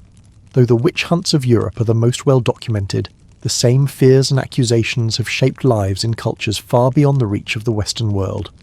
In this segment, we will travel through distant lands, where different cultures wrestled with the fear of witchcraft, where the pursuit of witches often intertwined with local beliefs, colonial influence, and social and political dynamics. Let us begin in Africa, where the fear of witches has long existed, shaped by ancient traditions and further complicated by colonialism and the spread of Christianity. In Africa, witchcraft has always had a complex and multifaceted role, woven into ancient spiritual practices, local healing traditions and belief systems. Before the arrival of Europeans, many African societies viewed witches as powerful individuals who could both harm and heal. In societies where ancestral spirits and divine beings were an integral part of daily life, witchcraft was not inherently evil. Rather, it was seen as a force that could be manipulated for good or evil purposes, depending on the practitioner's intentions. However, as European colonization spread across the continent, introducing Christianity and Islam, local spiritual practices, along with witchcraft, became increasingly demonized. In the colonial era, European powers sought to suppress indigenous beliefs, including the practice of witchcraft. This often led to the criminalization of witchcraft and the rise of witch hunts as a tool for social control. In regions like West Africa, witchcraft accusations were often tied to local politics, especially when an individual, or a group of individuals, threatened the existing order. In some cases, accusations were used to discredit political rivals or remove competitors from positions of power. A particularly devastating example of this phenomenon occurred in the 1930s in the Belgian Congo, where colonial authorities encouraged the persecution of witches as part of their efforts to solidify control over the native population. Local chiefs and tribal leaders were complicit in this system, using witchcraft accusations to strengthen their rule. Even after African countries gained independence, the legacy of colonialism and Christianity left its mark on how witchcraft was viewed. In countries such as Nigeria, Ghana, South Africa and Cameroon, witchcraft is still seen as a serious threat. In these societies, accusations of witchcraft are often tied to socio-economic hardship and family conflict. Poor harvests, disease outbreaks, and unexpected deaths may all lead to the suspicion that someone in the community is practicing witchcraft. Perhaps the most well-known example of contemporary witch hunts is the case of child witches in Nigeria.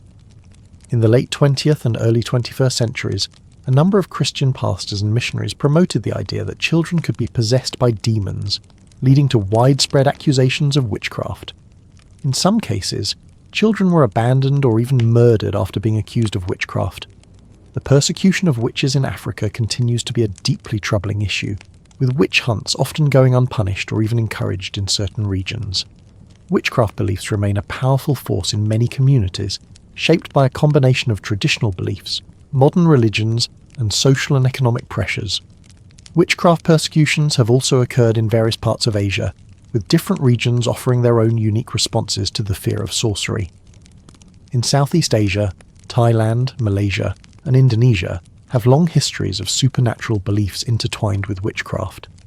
In many areas, witchcraft was seen as a form of spiritual mediation, with healers and shamans often accused of using black magic for personal gain or to cause harm. In Indonesia, for example, dukun, traditional healers, were often regarded with suspicion. Though some practiced white magic to cure ailments, others were accused of black magic and witchcraft. In the 20th century, the fear of witchcraft was often exacerbated by political turmoil. In Indonesia, for instance, during the 1965 to 1966 anti-communist purge, thousands of people were executed after being accused of witchcraft and communism. Here, witchcraft accusations were used to eliminate political enemies, leading to widespread violence and mass killings. In India and Nepal, the practice of witchcraft has also faced discrimination and persecution, though it is often deeply intertwined with local spiritual practices. In India, particularly in rural areas, people still hold strong beliefs in the power of witchcraft and magic. The practice of witch hunting is especially prevalent in rural regions, where accusations of witchcraft often lead to violent mob justice. Women, particularly widows and those who are marginalised, are often the targets of witch hunts, accused of causing harm to their communities. In Nepal, the persecution of Cheli witches has been particularly problematic. These are women who are believed to have been possessed by spirits or demons, and often face brutal treatment, including torture and ostracism. In the Americas, the practice of witchcraft was deeply tied to indigenous cultures long before the arrival of Europeans. For the Native American tribes, witchcraft was a natural part of spiritual life. Shamans, healers, and wise women held important roles within their communities, using herbal remedies, rituals, and spiritual practices to heal the sick, forecast the weather, and maintain the balance between humans and nature. However, with the arrival of European colonizers, including Spanish, French, and English settlers, these native practices were increasingly viewed as pagan and evil. Many indigenous spiritual leaders were targeted and executed as witches, as Europeans sought to eradicate indigenous cultures and beliefs. As we shift our focus to the early American colonies, the Salem Witch Trials serve as a stark reminder of the intertwining of colonialism, religion, and witchcraft. While the fear of witches in the New World was heavily influenced by European beliefs, the Salem Witch Trials and other colonial witch hunts also involved the unique dynamics of a growing colonial society. In a society isolated from Europe, accusations of witchcraft were seen as an important tool for maintaining social order. The Puritans, in particular, believed that witches were a direct threat to their strict religious and moral codes. In this context, witch hunts were a way of asserting control over the community and defending the Puritan ideals of purity and faith. As we reflect on the wide-reaching impact of witchcraft persecutions across the globe, we see a shared theme emerge: the fear of the unknown, the need for control, and the demonization of the outsider. In Africa, Asia, and the Americas, the fear of witchcraft often had less to do with the supernatural itself, and more to do with how fear and superstition were used to maintain power, control resources, and eliminate threats. Now, as we enter our next segment, we will turn our attention to the use of torture and forced confessions during the witch trials, where fear and brutality became powerful tools for those in power. As the shadows of the night deepen, we now turn our focus to one of the darkest and most harrowing aspects of the witch hunts, the use of torture and forced confessions. Throughout Europe and beyond, the use of physical pain to extract confessions from the accused was a common yet deeply unsettling practice. It was a tool of both religious fervour and political control, employed by those in power to secure convictions, to root out alleged witches, and in many cases to maintain the fragile order of society during times of uncertainty. In this segment, we will explore how torture was used to extract confessions, why it became so deeply ingrained in the witch trial process, and the psychological and physical effects it had on those who were subjected to it.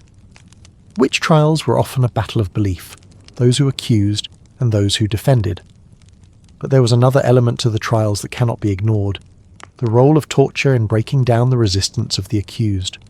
For the accusers and the courts, a confession was not just a sign of guilt, it was proof that witches were real and that the hunt for them was justified. In this climate, confession became everything. Without it, the trials could falter and the public could lose faith in the persecution of witches. Thus, the use of torture was sanctioned by both church and state, both as a way to force confessions and as a means of extracting information about the witchcraft network that was believed to be conspiring against society. The notion of self-incrimination, the idea that confessing to one's own misdeeds was necessary for spiritual salvation, was deeply ingrained in both Christian and later secular legal traditions. A confession, it was believed, could cleanse the accused of sin and lead to redemption, making torture seem not only justifiable, but a necessary evil. The methods of torture used during the witch trials varied across regions, but they were all designed with one purpose: to break the spirit and extract a confession from the accused no matter the cost. One of the most infamous torture devices used was the interrogation chair, a chair that was often fitted with sharp iron spikes or hooks. The accused would be forced to sit on the chair, and as their body was pressed down against the spikes, pain would overwhelm them, leading to screams and often an eventual confession. It was said that the chair would cause such excruciating pain that the victim would eventually confess to anything, even if they were innocent. Another commonly used method was the waterboarding technique, where the accused would have water poured over their face and into their lungs, creating the sensation of drowning.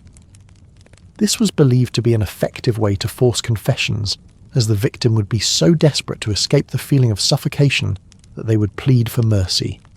In some cases, the strappado was used, a form of shoulder torture where the victim's arms were tied behind their back and they were hoisted into the air, putting immense strain on their shoulders and joints. This left the victim unable to resist and unable to escape the intense pain, leading to forced confessions. Beyond the physical violence, the psychological toll of torture was equally devastating. As the accused were subjected to hours, days, or even weeks of relentless physical pain, their mental and emotional states deteriorated. Many were broken, left vulnerable to manipulation, and coaxed into confessing to things they did not do. For some, the lines between truth and falsehood became blurred. The desperate need to end the pain and the terror of the impending punishment caused them to say anything. Confessions could include absurd claims, such as that they had flown on brooms, made pacts with the devil, or engaged in cannibalistic rituals, things that were so far removed from reality that they seemed almost fantastical. But in the minds of the accusers and judges, these confessions were proof that the accused had indeed been witches, further fueling the witch hunts and intensifying the hysteria. Those who managed to endure the torture, or who were fortunate enough to have witnesses who could attest to their innocence, often found themselves severely scarred, both physically and emotionally. For many, the memory of the torture would never fade, and the lingering trauma could last a lifetime. Once an individual confessed, their testimony was often used to implicate others. The accused were frequently pressured to name additional witches, either out of a desperate desire to gain mercy, or because they were convinced that naming others would ease their own suffering. This led to a snowball effect, with one confession leading to many others, creating an ever-expanding web of accusations. This practice was part of what made the witch hunt so terrifying and destructive. The search for witches became an insidious force that consumed entire communities. Once an accusation was made, it was difficult to untangle the web of lies, and often the very accusers could become accused themselves. This turning of one's neighbours and loved ones against each other was a key element of the trials, as it created an atmosphere of paranoia and mistrust. No one could feel safe. The role of the Church in the witch trials is deeply significant, for it was the ecclesiastical authorities that often sanctioned the torture of the accused. For centuries, the Catholic Church had supported the idea of witchcraft as a sin punishable by death. The Church's endorsement of the witch hunts provided a moral justification for the use of torture, especially when a confession was deemed essential to salvation. In addition to the clerical endorsement, the Inquisition played a pivotal role in formalising the procedures used in torture. The Roman Catholic Inquisition, with its focus on rooting out heresy, saw witchcraft as a direct threat to faith, and used torture to compel confessions and strengthen its belief system. Judges, often with the guidance of priests or inquisitors, would prescribe torture as a necessary means of extracting truth. The Malleus Maleficarum, the Hammer of Witches, the infamous treatise on witchcraft, recommended that torture be used as a tool to extract confessions and identify other witches. As the Enlightenment spread across Europe in the 18th century, a growing skepticism began to challenge the practice of using torture in witch trials. Philosophers and intellectuals questioned the validity of confessions extracted under duress, and a growing movement for human rights began to question the morality of such inhumane practices. By the late 17th and 18th centuries, the tide began to turn, and many regions officially ended the use of torture in trials. But the question remains, how much damage had already been done? The scars of the witch trials, the lives ruined by torture, and the destroyed communities continued to echo long after the witch hunts had subsided. As we reflect on the role of torture and forced confessions in the witch trials, we must ask ourselves, how easily do we fall into the trap of believing fear over reason? How often do we turn to methods that strip away humanity in the name of justice? The witch trials were a warning, a testament to the dangers of intolerance and fear, and though the flames of the trials have dimmed, the legacy of those lost lives still lingers in the corners of our history. Let us remember their suffering, and let us ensure that, in our own time, we never repeat the mistakes of the past. In the next segment, we will turn our attention to the decline of the witch hunts, how Enlightenment thinking, scientific discoveries, and legal reforms led to the eventual end of this dark chapter in history. As the night stretches on, and the quiet world around us seems to settle into a peaceful stillness, we now find ourselves at a turning point in the long, dark history of witch hunts. The witch hunts, which once swept across Europe, Africa, Asia, and the Americas, seemingly without end, began to slow and eventually fade into the past. What led to this decline? How did the rational mind and the scientific revolution bring an end to the madness that gripped Europe for centuries? In this segment, we will explore the Enlightenment, a movement that challenged centuries of superstition, the birth of skepticism, and the legal reforms that came to redefine the way society viewed witchcraft, justice, and human rights. By the late 17th century and into the 18th century, Europe was undergoing profound intellectual and cultural shifts. This period, which came to be known as the Enlightenment, was a time when ideas about reason, science, and individual liberty began to challenge the old ways of thinking that had governed society for centuries. At the heart of the Enlightenment was the belief that reason, empirical observation, and scientific inquiry were the tools through which humanity could understand and improve the world. Superstition and irrational belief were seen as obstacles to progress, and the age-old beliefs in witches and demons were increasingly viewed as products of ignorance and fear. Enlightenment thinkers, philosophers, and intellectuals began to call for freedom of thought and religious tolerance, and many took issue with the witch trials, arguing that they were rooted in blind belief and religious zealotry rather than rational investigation. Among the voices of the Enlightenment, one of the most powerful was skepticism, a philosophical stance that encouraged doubt, questioning, and critical inquiry. As more people began to question the evidence presented in witch trials and the legitimacy of accusations of witchcraft, skepticism gained ground. many intellectuals began to examine the social, psychological and political factors that contributed to the witch hunts, rather than taking for granted the notion of witches as real, supernatural threats. The scientific method began to replace superstition as the primary means of understanding the world, and people started to demand more tangible, rational evidence before convicting anyone of witchcraft. One notable figure in this intellectual shift was the philosopher Voltaire, whose writings critiqued the witch hunts as irrational and barbaric. He argued that reason should guide legal decisions, and that the trials, which had caused the deaths of thousands, were based on unsubstantiated claims.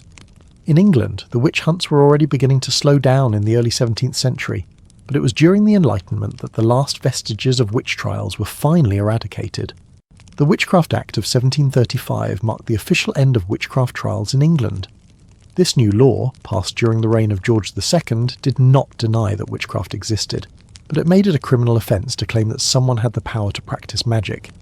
Instead of witchcraft, the law focused on the fraudulent practices of those who claimed to possess supernatural abilities. The law, in effect, decriminalised witchcraft as a supernatural act, while still criminalising the use of witchcraft for deceptive purposes, like fortune-telling or tricking people into believing they had magical powers. This was a significant turning point, as it signalled that witchcraft was no longer to be taken seriously as a threat to society. The last witch trial in England took place in 1717, but with the passing of the 1735 law, witch hunts were effectively over. England was now moving toward a more rational scientific worldview, and the fear of witches began to recede. As Enlightenment ideas began to spread across Europe, they found a receptive audience in some of the most powerful courts of the time. In Prussia, Sweden and France, rational thought and skepticism were increasingly embraced by royalty and legal systems. The Prussian monarch Frederick the Great was particularly instrumental in pushing for reforms. He was a vocal critic of witch trials, calling them superstitious and unjust. Under his rule, the government moved to abolish witchcraft prosecutions, and he disbanded witch-hunting tribunals, ushering in a new era of secular justice. Similarly, in France, philosophers like Denis Diderot and Jean-Jacques Rousseau criticised the witch hunts, calling them an affront to reason and the human spirit. This intellectual shift eventually led to the French Revolution and a significant overhaul of the legal system that placed more importance on evidence than on accusations. The Enlightenment was not just an intellectual revolution, it was a legal and moral revolution that shifted the way societies viewed justice, making it impossible for witch hunts to continue with the same intensity. Another important factor in the decline of the witch hunts was the changing stance of the Catholic Church. While the Church had once been a staunch advocate of witch hunting, by the 18th century, many church leaders began to rethink their position on witchcraft. The papal bull issued by Pope Innocent VIII in 1484, which had strongly endorsed the persecution of witches, was increasingly seen as outdated and counterproductive. By the 18th century, the Church began to embrace the scientific and rational thought of the Enlightenment, and its endorsement of witch trials grew weaker and weaker. In 1758, the Catholic Church formally abandoned its support for witch hunts, and in 1826 the Congregation for the Doctrine of the Faith issued a decree declaring that witchcraft was not a valid reason for excommunication. The decline of the Church's active participation in witch hunts helped pave the way for secular governments to take over the responsibility of criminal justice, further distancing the judicial system from religious influences. As we move deeper into the 19th century, we witness a final shift in how society approached criminal law and justice. With the rise of modern legal systems, human rights and democratic principles, the concept of evidence-based justice took hold. In England and other European countries, lawyers, judges and reformers began to demand that trials be based on evidence and reason, rather than on superstition and fear. By the early 19th century, witch hunts were all but extinct in Europe. The increasing reliance on evidence over testimonies extracted under duress, combined with the influence of the Enlightenment, helped bring an end to the witch hunts and laid the foundation for modern legal practices. As we close this chapter in our journey through history, we pause to reflect on the lessons of the witch hunts. Though the fires of persecution have long since burned out, the echoes of those dark times still resonate. What can we learn from the way fear, superstition and ignorance were allowed to shape justice for centuries? How can we ensure that reason, human rights and justice will always prevail, even in the face of fear. The decline of witch hunts teaches us that critical thinking, compassion, and rational inquiry must guide us in times of crisis. It reminds us that superstition can destroy lives, and that evidence, not fear, must be the foundation of any just society. In our next segment, we will humanise this history by sharing personal stories of those who lived through the witch hunts, the survivors, the accused, and those who are forever changed by this era of fear. As the night deepens and the quiet settles around us, we now shift our focus from the grand arc of history to the lives of the individuals who lived through the witch hunts. These were not just abstract figures, but real people, men, women and children, whose lives were shaped and often destroyed by the relentless tide of accusations, trials, and tortures. In this segment, we will delve into the personal stories of those who were either accused or wrongfully executed during the witch hunts. We will explore their humanity, their suffering, and their resilience in the face of incomprehensible fear and injustice. These are the voices of those who are either silenced by death or whose stories survive through the years. Throughout the history of the witch hunts, women were disproportionately the victims of witchcraft accusations. It is estimated that 70 to 80% of those executed during the height of the witch hunts were women. This pattern reveals much about the social dynamics of the time and the deeply entrenched misogyny that often underpinned these accusations. Women, especially those who were seen as outcasts or who defied traditional gender roles, became easy targets for accusations of witchcraft. Take, for example, the story of Agnes Sampson, a Scottish healer who was accused of witchcraft during the infamous North Berwick Witch Trials in 1590. Agnes was a midwife, known for her skills in healing, yet her abilities, so critical to the health of her community, became grounds for suspicion. She was accused of casting spells to sink ships and kill sailors, and after being tortured, she confessed to having worked with the devil. Her confession was used to implicate others, but it was through the pain of torture that her life was torn apart. Though she is primarily remembered as a military heroine and saint, the story of Joan of Arc also intersects with the witch hunts in a profound way. Joan, who rose to lead the French army against the English during the 100 Years' War, was accused of being a witch by the English and their French collaborators. Her visions, which she interpreted as messages from God, were seen as blasphemous by the Church. After being captured by the English in 1430, Joan was subjected to an ecclesiastical trial, where she was accused of witchcraft, heresy, and dressing as a man. Despite the tremendous pressure to recant her claims, Joan refused to deny her divine visions, and on May 30th, 1431, she was burned at the stake as a martyr and witch. Though Joan's execution was not part of the witch hunts in the conventional sense, it was undeniably connected to the growing fear of female power and spiritual authority that was becoming so intertwined with witchcraft accusations. While women were the primary victims, children were also caught up in the witch hunts. In many communities, children were not only accused of witchcraft, but they were also forced to testify against others, often under duress, or as part of a desperate attempt to save themselves. One chilling example of this is found in the Salem Witch Trials of 1692 in Massachusetts, where several children were involved in the mass hysteria.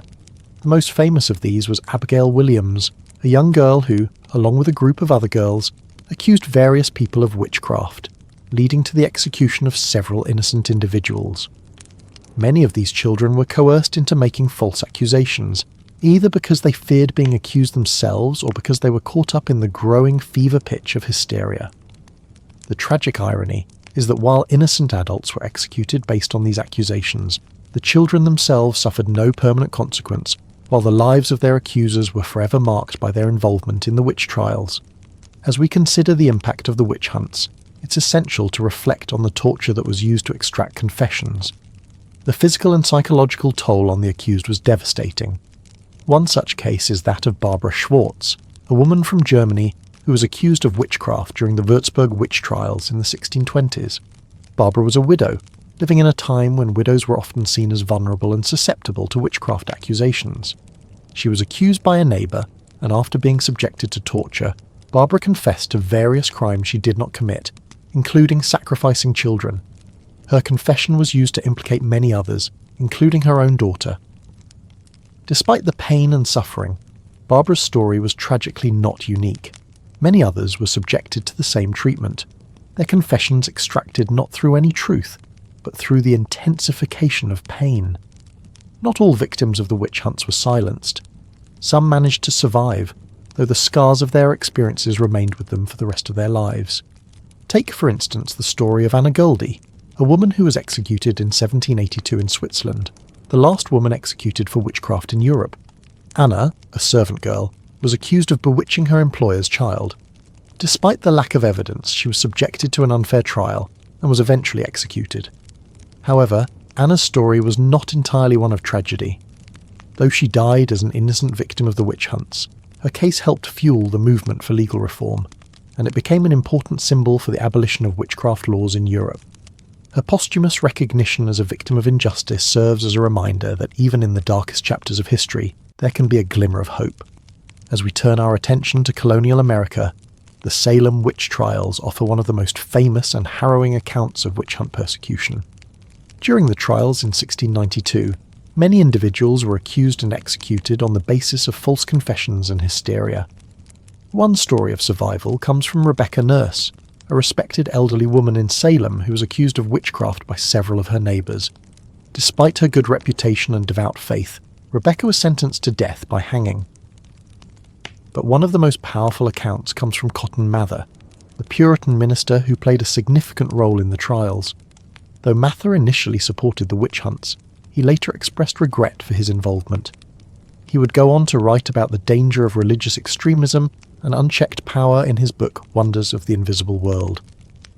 As we reflect on the stories of those who lived through the witch hunts, we are reminded that the human cost of these trials was staggering. Men, women, and children were stripped of their dignity, their lives, and their futures, all because of fear, superstition, and social and political manipulation. Yet, even in the face of this injustice, some survived, whether through strength of will, luck, or the eventual shifting tides of history. For those who perished, their stories became powerful reminders of the dangers of fear-based justice. The survivors too left a legacy of resilience, their stories standing as testaments to the human capacity to endure in the face of unimaginable hardship. As we prepare to close this chapter, we will reflect on how the witch hunts left their mark on history, and how the legacy of the trials continues to shape our understanding of justice, human rights, and tolerance. As the stillness of the night surrounds you, we arrive at the final segment of our journey through the dark history of the witch hunts. Though the flames of the witch trials have long since been extinguished, their legacy continues to echo through the corridors of history, shaping our understanding of justice, fear, and the human condition. In this final segment, we will explore the lasting impact of the witch hunts, how they have been remembered, how they continue to influence culture, and the lessons they offer us today. The witch hunts were not just a series of trials, they were a cultural trauma, a warning to future generations about the dangers of unchecked power, irrational fear, and the perils of scapegoating. While the witch hunts may have officially ended in the 18th century, their legacy is far from forgotten.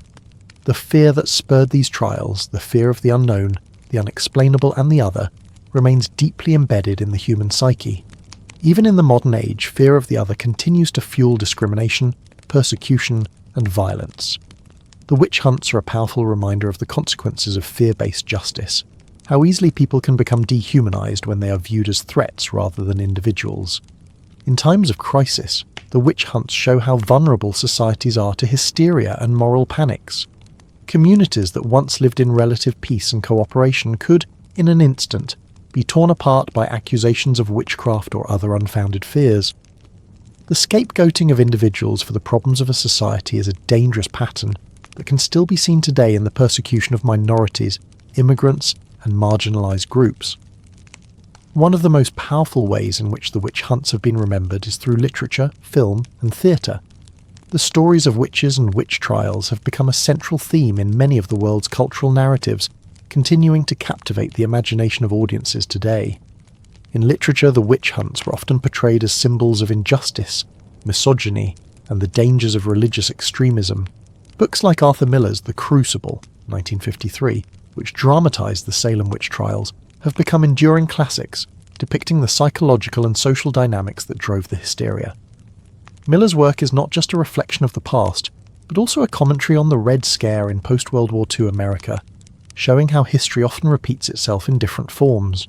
In film, the witch trials are a frequent subject of exploration. Movies like The Witch, 2015, and Hexen, 1922, capture both the horror of witch hunts and the psychological trauma they inflicted on individuals. These films remind us of how fear can warp our perception of reality, how mass hysteria can spiral out of control, and how deeply religious zealotry can stain a society's morals. In theatre, the witch hunts have also been revisited time and again.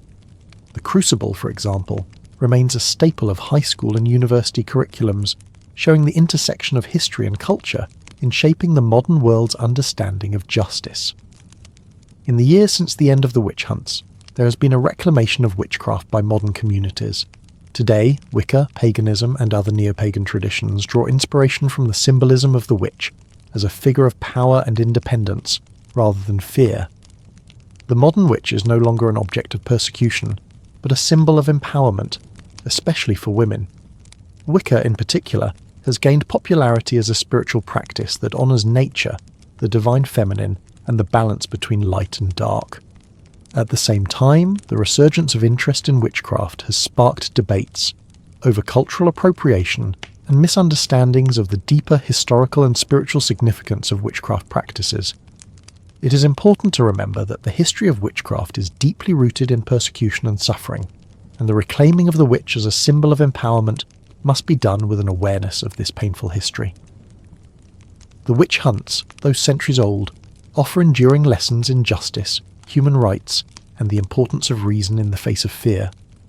The trials showed us the dangers of a legal system built on superstition, fear, and mob mentality, and they serve as a reminder that justice must be rooted in evidence, due process, and compassion, rather than irrational or inflammatory claims. In our own time, the lessons of the witch hunts continue to be relevant. In an era where religious intolerance, racial discrimination, and xenophobia are still prevalent, the history of the witch hunts reminds us of the need to protect the innocent, question authority, and resist the urge to target and blame the vulnerable during times of societal distress. In many ways, the witch hunts mark the beginning of a new era, one in which human rights began to take shape as a formal concept. Though the persecutions of witches were brutal and unjust, they led to the development of legal reforms, and they were part of the broader human rights movement that would gain momentum in the centuries that followed. As we close this chapter of history, we pause to reflect on the deeper meaning of the witch hunts. They were a dark time, but they were also a cautionary tale, a warning about the power of fear and the dangers of groupthink. Today, as we look at our own world, we must ask ourselves, are we still vulnerable to the same forces that fueled the witch hunts? Do we still scapegoat those who are different, those who do not conform to society's expectations? Do we allow fear to override reason in times of crisis? The legacy of the witch hunts reminds us that, while we have made great strides toward justice and equality, there is still work to be done. The past teaches us that compassion, tolerance, and critical thinking must always guide us, so that we never again allow such horrors to repeat themselves. And so, as we drift towards sleep, let us reflect on the importance of human dignity and the need to protect the vulnerable. Let the lessons of the past guide our actions in the present, so that the darkness of the witch hunts remains a chapter of history never to be repeated. Thank you for joining me on this journey through history. As the night wraps you in its quiet embrace, may the peace of reflection fill your mind, and the echoes of the past fade gently into the soft quiet of the night. Sleep well, and may we all wake tomorrow with a renewed commitment to justice, reason, and compassion.